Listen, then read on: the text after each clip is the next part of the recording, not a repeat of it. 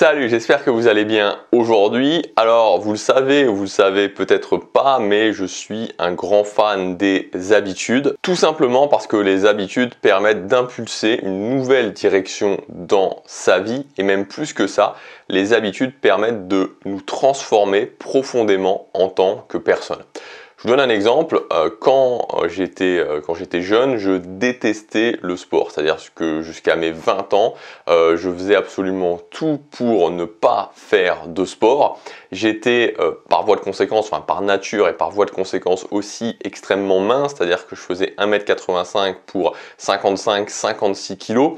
Je me souviens notamment d'une phrase de ma mère, je crois que c'était à l'été, mais je pense que quand j'étais au lycée, qui m'avait dit pendant un été, au mois de juillet, où je m'apprêtais à passer tout l'été à être devant mon ordinateur, à absolument pas faire de sport.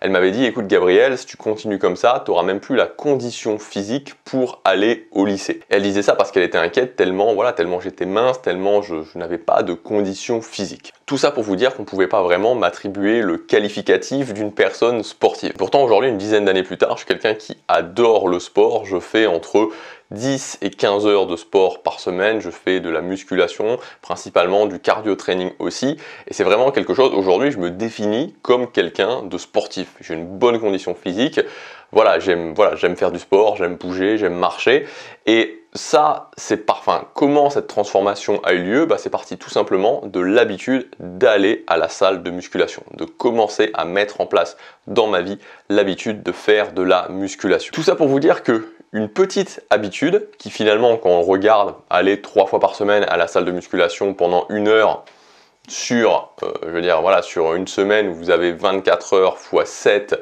ça vous prend seulement 3 heures, donc c'est un tout petit pourcentage du temps. Mais cette petite habitude a eu des répercussions très importantes dans ma vie, dans mes résultats et même dans qui je suis. C'est ça vraiment le potentiel des habitudes, c'est que ça prend pas énormément de temps, mais répéter encore et encore, ça va avoir des transformations très importantes.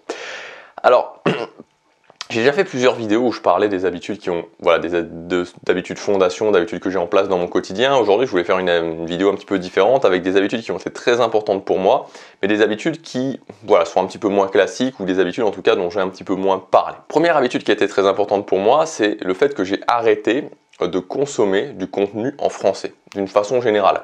Donc, des films, des livres, même des vidéos YouTube ensuite, j'ai vraiment arrêté de consommer du contenu en français et je suis passé à un contenu quasiment à 100% en anglais. Et ça, c'est quelque chose qui m'a vraiment permis de faire exploser mon niveau en anglais. J'ai vraiment principalement appris l'anglais parce qu'à un moment donné, je suis passé au fait de consommer quasiment tout mon contenu en anglais. Alors, c'est pas très agréable au départ, effectivement, c'est un petit peu inconfortable au départ, c'est pas super agréable parce que quand on regarde un film, on se dit on comprend pas tout, on comprend pas toutes les subtilités, quand on lit un livre, on comprend pas tout, quand on regarde des vidéos, on comprend pas tout, mais ça a le gros avantage que ça permet vraiment, vous allez voir qu'à partir du moment où vous allez faire ça, vous allez faire des bons spectaculaires dans votre capacité à vous exprimer en anglais. Et puis aussi évidemment à comprendre l'anglais. Aujourd'hui, j'ai pas un niveau extraordinaire en anglais, mais je suis capable de m'exprimer, je suis capable d'avoir une conversation. Si vous voulez progresser en anglais, je vous invite à faire ça. Encore une fois, c'est pas forcément très agréable au départ, mais vous verrez que l'anglais c'est quand même relativement proche du français et que rapidement vous ferez des progrès. Ensuite, deuxième habitude qui a vraiment été quelque chose qui a énormément changé ma vie, c'est que j'ai commencé à aller parler à des filles dans la rue. Voilà, ça c'était vraiment une habitude très importante que j'ai commencé à mettre en place. Alors comment j'ai commencé à mettre ça en place? Tout simplement, j'étais nul en séduction, j'avais pas de copine, et donc j'ai commencé à m'intéresser à ça, j'ai commencé tout naturellement à me dire, ok, Gabriel, t'as 20 ans, t'as pas de copine, t'es puceau, si tu veux pas que ça dure, si tu veux pas que ce soit la même situation à 30 ans, à 40 ans, etc., il faut que tu commences à faire quelque chose. Alors j'ai commencé à m'intéresser au monde de la séduction, j'ai commencé à me dire ok, comment on peut faire, comment on peut comprendre comment ça fonctionne, pourquoi je me fais rejeter tout le temps, qu'est-ce qui fait que je me fais rejeter tout le temps, qu'est-ce qui fait que j'intéresse absolument pas les filles. Et donc j'ai commencé à avancer un petit peu dans ce monde de la séduction. Au début, naturellement, je me suis plutôt tourné vers le monde de la nuit, c'est-à-dire ce qui semblait naturel, c'est-à-dire sortir dans les bars. À cette époque-là, j'habitais à Liège et donc je sortais dans un endroit qui s'appelle toujours d'ailleurs, je pense, l'occurrence le carré. Et donc voilà, c'est là que j'allais aborder des filles. Et puis ensuite, j'ai découvert que c'était possible tout simplement voilà, de faire ça, tout simplement de voir une fille dans la rue et d'aller juste lui parler, d'aller juste sympathiser avec elle, de prendre son numéro, d'aller boire un café. C'est quelque chose qui a, là pour le coup, voilà, ça a littéralement changé ma vie, ça a littéralement changé ma vision de la rencontre avec les filles. C'est quelque chose qui m'a aussi rendu beaucoup plus libre parce que c'est quelque chose que vous pouvez faire partout dans le monde. Vous êtes n'importe où, n'importe quand, vous sortez dans la rue et vous pouvez tout simplement aller parler à une fille qui vous plaît, sympathiser avec elle. Alors pour faire ça, il y a deux barrières à passer. La première barrière, c'est la barrière de la norme sociale, c'est-à-dire le fait qu'il y a une norme sociale qui vous dit que c'est bizarre de faire ça. Et moi, je peux vous le dire, aujourd'hui, littéralement, j'ai abordé des milliers de filles dans la rue. Et j'ai jamais eu de retour très négatif. C'est-à-dire, j'ai jamais eu de retour vraiment trash, de retour vraiment agressif. Franchement, qu'est-ce que j'ai eu de pire comme retour en abordant une fille dans la rue? C'est juste que la fille ne s'arrête pas, la fille en question ne s'arrête pas, elle continue à marcher. Voilà, elle me dit ah, non, désolé, désolé, puis elle continue à marcher. Ou alors qu'elle me dit juste ah désolé, j'ai pas le temps, puis qu'elle reparte. Voilà, c'est ça le pire. Et en fait, vraiment, j'ai eu beaucoup plus de retours trash dans le monde de la nuit, hein, entre guillemets, c'est-à-dire quand j'allais parler à des filles dans des bars, où là des fois je me prenais des retours du style, voilà, je me faisais des retours du genre, t'as vraiment que ça à faire d'aller draguer les filles, voilà, des retours un peu plus agressifs. J'ai eu beaucoup plus de retours plus agressifs dans la nuit, enfin dans le monde de la nuit, que ce qui peut se passer en rue. Donc voilà, la première chose, c'est la barrière de la norme sociale à passer. Mais honnêtement, voilà, je veux dire, une fois que vous avez passé cette barrière, vous vous apercevez qu'il n'y a pas vraiment de problème et que même les filles en général, il n'y a aucune fille qui se dit bah voilà, j'ai pas envie qu'un mec sympa vienne m'aborder et qu'on puisse éventuellement aller prendre un café si effectivement je le trouve sympa et que je le trouve poli et que voilà, j'ai envie d'en savoir plus sur lui. Il n'y a aucune fille qui se dit ça. Donc il n'y a pas de problème par rapport à ça.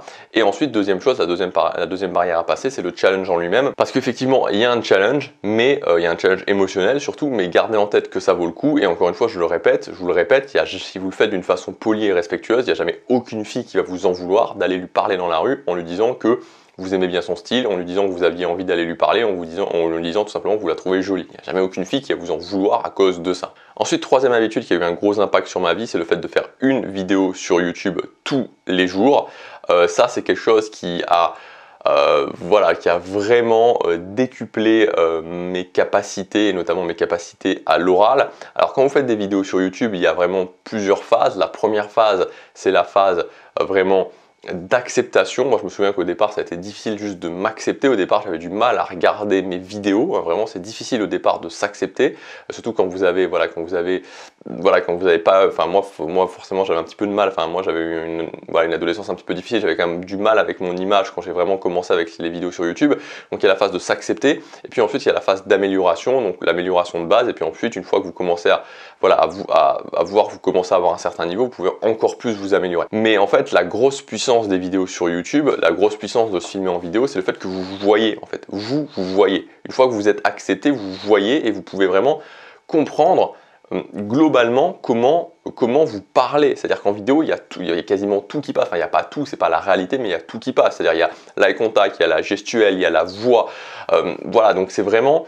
vous avez tous les jours, quand vous faites ça, alors je vous dis pas de le faire tous les jours, mais en tout cas moi je vous dis que le faire tous les jours, ça a été une occasion tous les jours d'améliorer ma capacité à convaincre, mon aisance à l'oral, ma sûreté en moi, ma confiance, mon estime, etc., etc. Quatrième habitude qui a eu un gros impact, c'est le fait que j'ai commencé à mesurer. Je suis devenu un fan de la mesure, c'est-à-dire que j'ai commencé à mesurer ce que je faisais au quotidien, j'ai commencé à mesurer ce que je dépensais.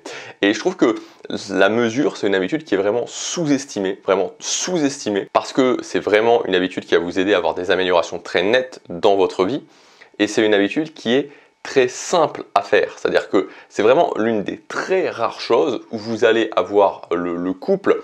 Ça me permet d'avoir des résultats supplémentaires et de gros résultats supplémentaires, et en même temps c'est très simple à faire. C'est très simple à faire de mesurer, c'est-à-dire mesurer ce que vous faites au quotidien ou mesurer ce que vous dépensez, c'est super simple à faire.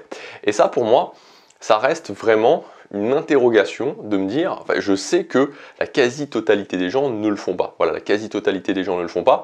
Et ça reste quand même une interrogation pour moi de me dire pourquoi quelque chose qui est simple à faire et ce qui peut donner vraiment des résultats, les gens ne le font pas. Voilà, c'est vraiment, et je vous invite, par exemple, si aujourd'hui vous ne mesurez pas, je vous invite à commencer à mesurer ce que vous faites au quotidien, alors pas tout le temps, mais c'est bien de le faire assez régulièrement, et mesurer ce que vous dépensez, ça je vous invite à le faire tout le temps. Vous verrez que vous allez avoir des données, vous allez comprendre des choses qui vont vous permettre de vraiment améliorer notamment l'utilisation de vos ressources, l'utilisation de votre temps, l'utilisation de votre argent. Cinquième habitude qui a eu un très fort impact sur moi, c'est le fait de commencer à voyager seul.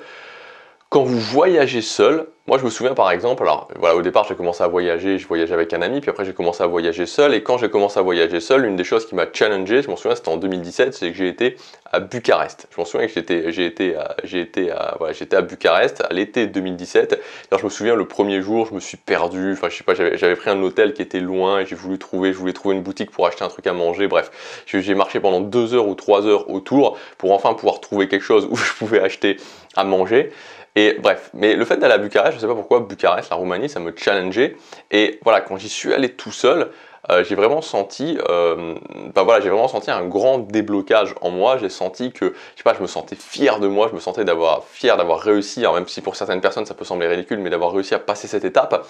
Et dans tous les cas, le fait de voyager vraiment seul, vous voyez, de prendre votre valise et d'y être seul, sans personne, c'est quelque chose qui va vous faire gagner beaucoup de confiance, beaucoup d'estime de vous-même.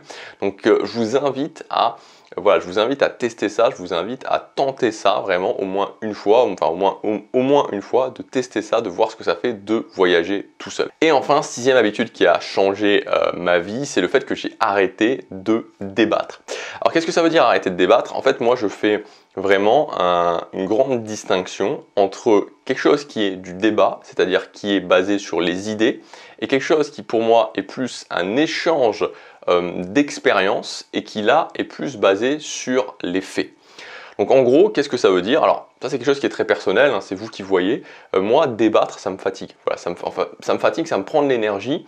Et en fait, j'ai pas envie de débattre sur des choses. C'est-à-dire que j'ai pas envie de confronter mes idées. Ça m'intéresse pas de confronter mes idées. Voilà, j'ai pas envie de me dire que j'ai raison sur les idées. Tout ça, ça m'intéresse pas. Donc en fait, moi, quand je parle avec quelqu'un, ce que je veux savoir sur un sujet précis, c'est je veux savoir si cette personne, en fait, elle me parle d'idées ou elle me parle d'expérience. Donc moi, ça ne m'intéresse pas de débattre en fait sur un sujet si la personne en face de moi, ou même moi, même pour moi, je veux dire pour moi, voilà, je veux dire si j'ai pas d'expérience sur le sujet, si j'ai pas de faits sur le sujet, je vais pas en parler, je vais pas débattre parce que ça m'intéresse pas, voilà, tout simplement. Ça m'intéresse pas de faire ça. J'aime bien parler sur des choses où j'ai de l'expérience. Donc par exemple, si je parle de musculation, par exemple, ça m'intéresse de parler de musculation avec quelqu'un qui fait de la musculation. C'est-à-dire que ça ne m'intéresse pas de débattre philosophiquement avec quelqu'un qui ne fait pas de musculation sur le pourquoi du comment de la musculation. Par contre, quelqu'un qui fait de la musculation et quelqu'un qui va me dire, ok, voilà, moi j'ai fait ça, j'ai testé ça, là ça m'intéresse parce que c'est un échange d'expérience. Donc aujourd'hui, vraiment, je mets de côté complètement l'aspect débat, c'est-à-dire que je mets complètement l'échange d'idées, tout ça, c'est pas un truc qui me branche vraiment. Par contre, l'échange d'expérience, oui. Donc voilà, ça c'est quelque chose que moi je fais, alors c'est à vous de voir, mais voilà, c'est vraiment un truc qui m'a économisé beaucoup de charge mentale. Dès que je sens que quelqu'un me parle et essaie de me convaincre ou quoi, mais que c'est une personne qui est juste dans l'idée, c'est-à-dire que c'est pas une personne qui fait ce dont elle est en train de parler, voilà, je vais pas continuer, je vais dire oui et puis je vais passer à autre chose parce que j'ai pas du tout envie d'être dans le débat d'idées. L'échange d'expérience m'intéresse, le débat d'idées m'intéresse pas tellement. Alors voilà, c'est personnel parce que dans ma vie je suis surtout à la recherche de résultats, mais c'est une habitude qui m'a vraiment aidé à percevoir les choses différemment et c'est une habitude qui m'a vraiment aidé aussi à économiser beaucoup de charge mentale, à mieux me concentrer sur ce que je dois faire. Voilà pour cette vidéo. Si vous voulez aller plus loin, vous avez ma ressource, les outils du succès. Donc c'est un package de ressources qui vont vous permettre de prendre le contrôle de votre quotidien. Le quotidien, on en parle souvent sur cette chaîne, c'est la ressource la plus importante parce que la vie que vous allez pouvoir créer dans 3 ans, dans 5 ans, dans 10 ans, ce n'est qu'une multiplication de la journée d'aujourd'hui. À partir du moment où vous comprenez que la journée d'aujourd'hui multipliée par 1095, c'est votre vie dans 3 ans, que la journée d'aujourd'hui multipliée par 3650, c'est votre vie dans 10 ans, alors à ce moment-là, vous avez compris pour moi ce qui est vraiment un trésor en fait, c'est que tout se passe aujourd'hui. Voilà, hier on s'en fout, demain ça n'existe pas. Aujourd'hui, j'ai la possibilité de créer quelque chose de grand dans ma vie. Donc voilà, si vous voulez vous concentrer sur votre quotidien, optimiser vos journées, vous avez cette ressource, c'est les outils du succès, c'est le premier lien dans la description. Je vous laisse regarder ça et je vous dis à demain pour la prochaine vidéo. Passez à l'action, chaque jour compte.